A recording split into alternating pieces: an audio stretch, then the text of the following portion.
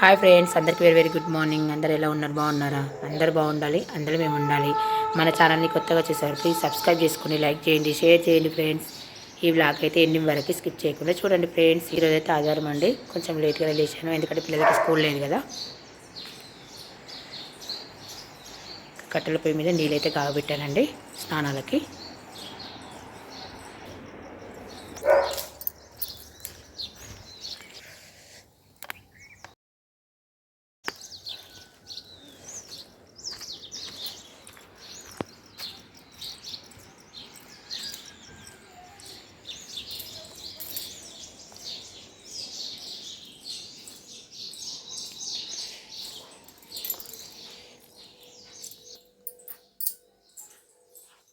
మా అమ్మాయి అయితే ఇప్పుడు లేచిందండి, బ్రష్ చేస్తుంది. మొహం కడుకు స్నానం చేయం, శాస్త్రా నీళ్ళు పెట్టేసిన వేడిలో.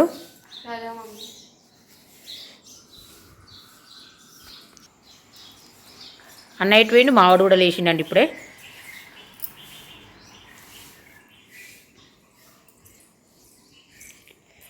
టైం అయితే 7 అవుతుందండి, 7 అవుతుంది.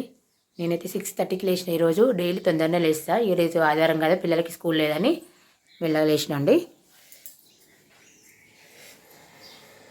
నేనైతే ఈరోజు ఉప్మా అయితే చేస్తున్నా అండి. మా పిల్లలైతే స్నానాలు చేస్తున్నారు.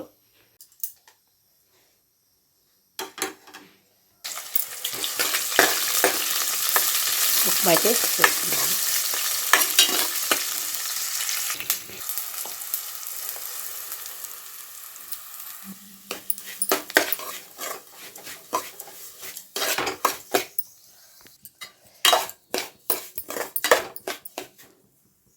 రవ్వ అయితే వేయించి పక్కన పెట్టేసిన అండి. మళ్ళీ నీళ్ళైతే పెట్టాను. ఇంకా నీళ్ళు మరిగినాక రవ్వ పోసేస్తా. ఇడ్లీకి దోశకైతే ఏం నానబెట్టలేనండి. ఇంకా 3-4 రోజుల నుంచి ఇడ్లీ దోశనే అవుతుంది. అందుకోసమని ఈరోజైతే ఉప్మా చేస్తున్నా. ఇంకా పిల్లలైతే స్నానాలు చేస్తున్నారు. ఇంకా టీ అయితే తాగినండి ఇప్పుడే.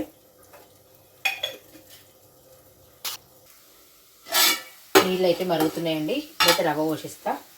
మంట కొంచెం చిన్నగా వేసుకొని వేసి రవ్వ పోసుకోవాలండి.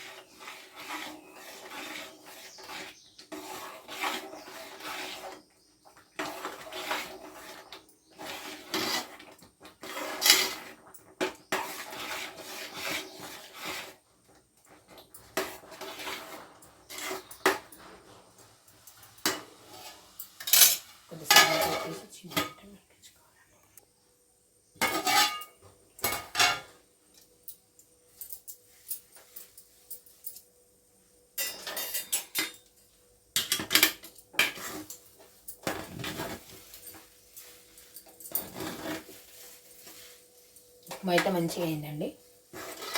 కొద్దిసేపు ఉంచేసి దింపేస్తా. ఉప్మా వేడివేడిగా తింటేనే బాగుంటుందండి, చల్లారితే బాగుంటుంది.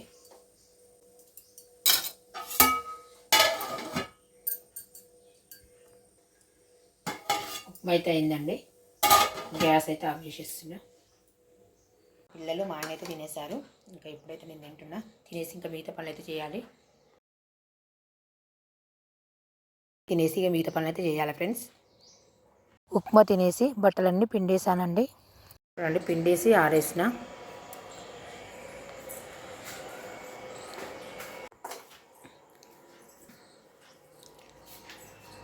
వెళ్ళొస్తానండి, బాయ్.